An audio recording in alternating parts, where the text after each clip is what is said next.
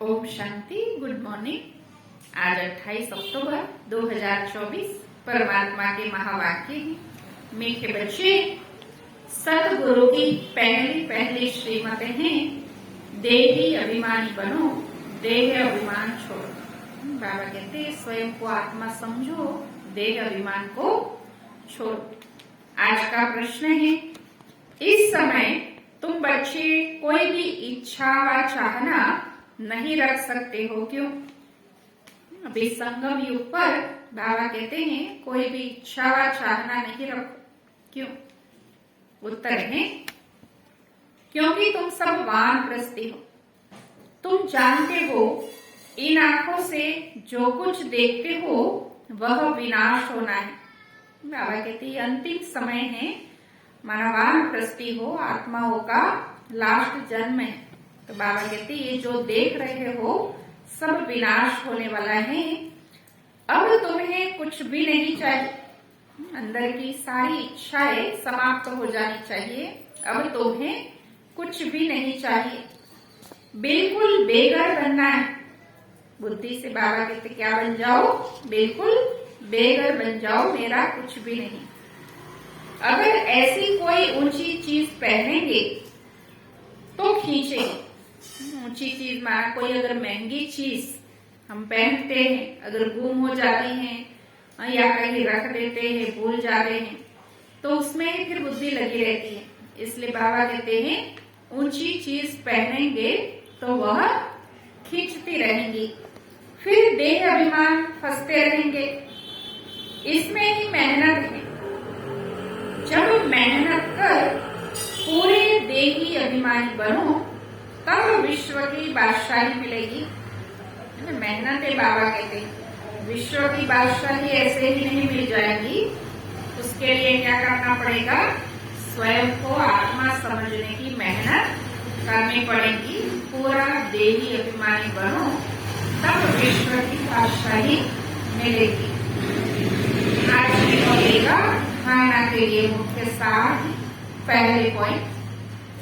इस बेहद नाटक में एक्ट करते हुए सारे नाटक को साक्षी होकर देखना है। बहुत बड़ी बात, देखते हुए भी साक्षी होकर देखना है इस बेहद के नाटक को।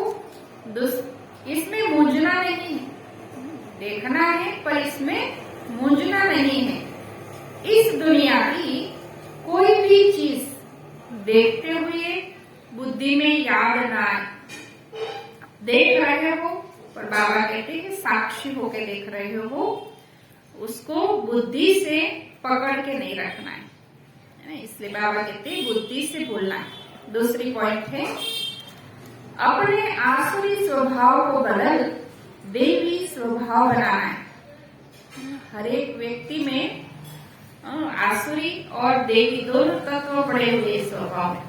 इसलिए बाबा कहते हैं आसुरी स्वभाव को बदल देवी स्वभाव को धारण करना है। एक दो का मददगार होकर रहना है, किसी को भी तंग नहीं करना है। मददगार होकर चलो, बाबा कहते हैं तंग नहीं करो। आज का वरदान है, स्वयं में सर्व शक्तियों को इमर्ज रूप में अनुभव करने वाले सर्व सिद्धि स्वरूप भव। अगर सर्व शक्तियों को बाबा कहते हैं स्वयं में इमर्ज करेंगे, सर्व शक्तियों का अनुभव करेंगे तो सर्व सिद्धियों का भी अनुभव अपने आप हो जाएगा, सर्व सिद्धि स्वरूप बन जाएंगे। लौकिक में किसी के पास किसी भी बात की शक्ति होती है, चाहे वह धन की हो, बुद्धि की हो, संबंध संपर्क की। शक्तियां भी कई प्रकार की होती है। जैसे किसी के पास धन ज्यादा है, किसी के पास संबंध संपर्क अच्छे हैं, कोई ज्यादा बुद्धिशाली है, तो वो भी एक शक्ति है। तो बाबा कहते हैं वो शक्ति का भी उन्हें क्या होता है, उसे निश्चय रहता है कि फिर क्या बड़ी बात है। अगर वो सब चीजें हैं उसके पास तो उसे निश्चय रहता है कि कुछ भी करना कोई बड़ी बात नहीं है। वह शक्ति के आधार से सिद्धि प्राप्त कर लेते हैं। आपके पास तो सभी शक्तियां हैं, अविनाशी धन की शक्ति सदा साथ में। अविनाशी ज्ञान धन परमात्मा ने जो हमें दिया है, कैसी भी परिस्थिति में वो हमें साथ देता है। कहते हैं ना, वो स्थूल धन तो कोई लूट के भी ले जा सकता है, लेकिन ज्ञान धन कोई किसी से नहीं लूट सकता। इसलिए ये जो धन है उसकी शक्ति हमें प्राप्त है। बुद्धि की भी शक्ति है, परमात्मा ने दिव्य बुद्धि दी है। हर परिस्थिति में हम पॉजिटिव सोचे, अच्छा सोचे, तो दिव्य बुद्धि दी है हमें।